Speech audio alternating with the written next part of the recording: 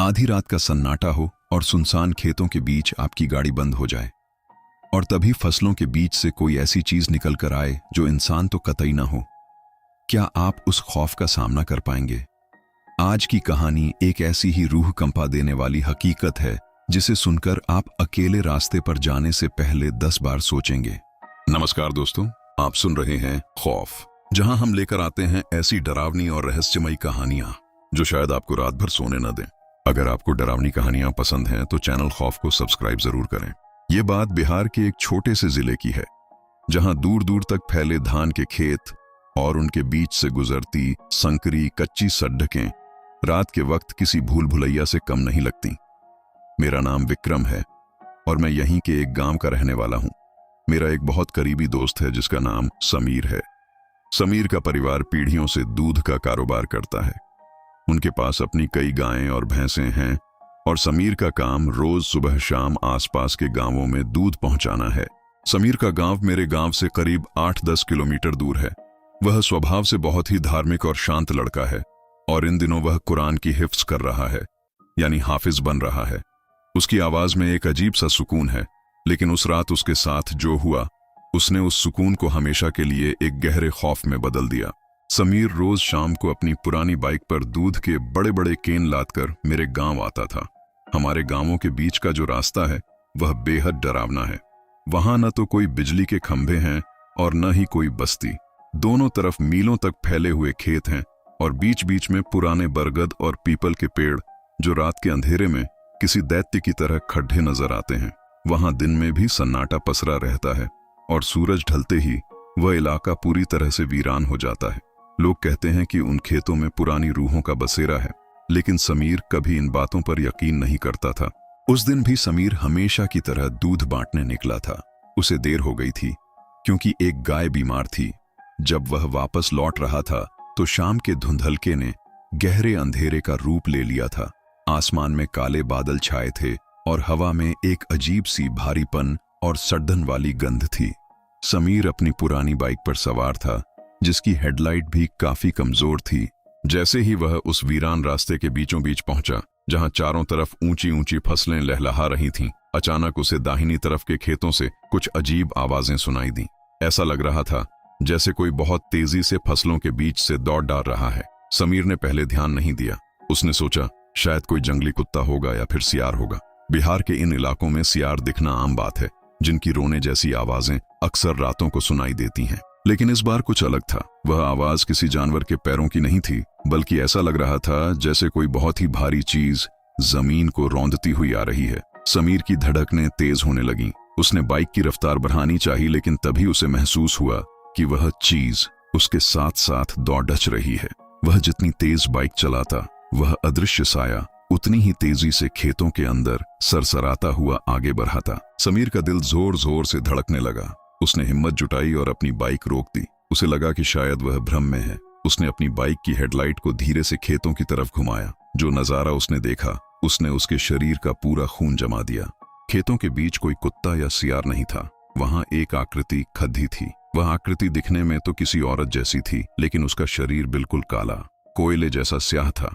वह सीधी नहीं खद्दी थी, बल्कि उसके हाथ भी पैरों की तरह जमीन पर टिके हुए थे। वह एक जानवर की तरह 4 पैरों पर झुककर बैठी थी। उसके बाल बिखरे हुए थे और उसकी आंखें हेडलाइट की रोशनी में किसी अंगारे की तरह चमक रही थीं। समीर की रूह कांप गई। इससे पहले कि वह कुछ समझ पाता, वह आकृति अचानक बिजली की रफ्तार से उसकी तरफ लपकी। वह इतनी तेज थी मानो जमीन पर दौड़ नहीं रही हो, बल्कि हवा में उड़ रही हो। उसकी रफ्तार के कारण आसपास की फसलें ऐसे हिल रही थीं जैसे कोई तूफान आ गया हो। समीर ने बदहवासी में बाइक स्टार्ट करने की कोशिश की, लेकिन जैसा कि अक्सर पुरानी गाड़ियों के साथ होता है, वह बाइक ऐन मौके पर बंद हो गई। सन्नाटा इतना गहरा था कि समीर को अपनी सांसों की आवाज भी साफ सुनाई दे रही थी। सामने वह खौफनाक साया था और पैरों के नीचे बंद हुई बाइक। समीर के हाथ पैर सुन्न हो चुके थे। वह आकृति अब खेत से निकलकर सड़क के बिल्कुल किनारे आ चुकी थी। वह अब भी उसी अजीब तरीके से बैठी थी जैसे कोई हिंसक जानवर अपने शिकार पर झपटने के लिए तैयार हो। उसका चेहरा भयावह और अजीब था। उसकी त्वचा सूखी हुई और काली थी, जैसे उसे किसी ने आग में झुलसा दिया हो। समीर समझ गया था कि यह कोई इंसान नहीं है। लोग जिसे कुचिन या चुड़ैल कहते हैं, वह साक्षात उसके सामने खड़ी थी। वह चीज अब धीरे धीरे अपने दांतों को एक दूसरे से टकराने लगी। कच कच कच। वह आवाज इतनी तीखी और भयानक थी मानो सूखी अस्थियों को आपस में रगड़ा जा रहा हो। उसके चेहरे पर एक अजीब सा रोष था, जैसे समीर ने वहां रुककर बहुत बड़ी गलती कर दी हो। समीर जानता था कि अगर उसने अभी कुछ नहीं किया तो वह जीवित घर नहीं लौट पाएगा। वह एक हाफिज था, इसलिए उसने अपनी आंखें बंद की और पूरी शक्ति से ऊंचे स्वर में कुरान की आयतें और आयतल कुर्सी पढ़ना शुरू कर दिया। जैसे ही उसके मुंह से पावन शब्द निकले, वह चुड़ैल और भी भीषण तरीके से अपने दांत बजाने लगी। वह गुस्से में इधर उधर तड्डेचपने लगी, जैसे उसे उन आयतों से तकलीफ हो रही हो। उसने एक लंबी और रूह कंपाने वाली चीख मारी जो पूरे वीरान इलाके में गूंज उठी। समीर ने अपनी आंखें नहीं खोली, वह लगातार पढ़ता रहा। उसका पूरा शरीर पसीने से भीग चुका था। उसने एक बार फिर बाइक को चालू करने के लिए पैर मारा। पहली बार में बाइक नहीं चली, दूसरी बार भी नाकाम रही। वह चीज अब समीर के इतने करीब आ चुकी थी कि उसे उसकी सड्ढी हुई सांसों की गंध महसूस हो रही थी।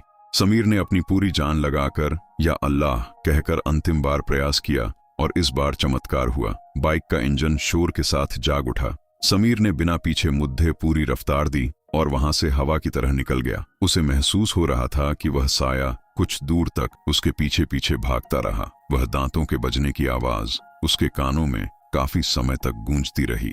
समीर जब मेरे गांव पहुंचा तो उसका चेहरा सफेद हो चुका था। वह बोलने की हालत में भी नहीं था। वह सीधा इबादतगाह पहुंचा और वहां जाकर काफी समय तक बैठा रहा। करीब एक सप्ताह बाद जब हम शाम की नमाज पढ़कर बाहर निकले, तब उसने मुझे यह पूरी बात बताई। उसकी आंखों में वह खौफ साफ देखा जा सकता था जो उस रात उसने महसूस किया था।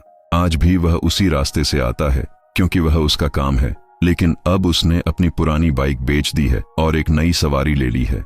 अब वह कभी भी अकेला नहीं निकलता और प्रयत्न करता है कि अंधेरा होने से पहले ही अपने घर पहुंचा जाए। कभी विलंब हो भी जाए तो वह अपने साथ किसी न किसी को अवश्य रखता है। वह रास्ता आज भी वही है और वे खेत आज भी वैसे ही वीरान हैं।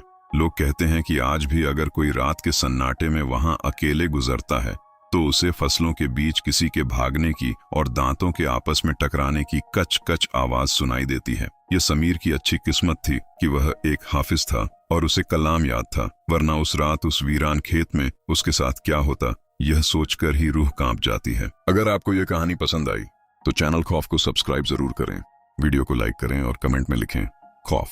मैं फिर मिलूंगा एक नई डरावनी कहानी के साथ।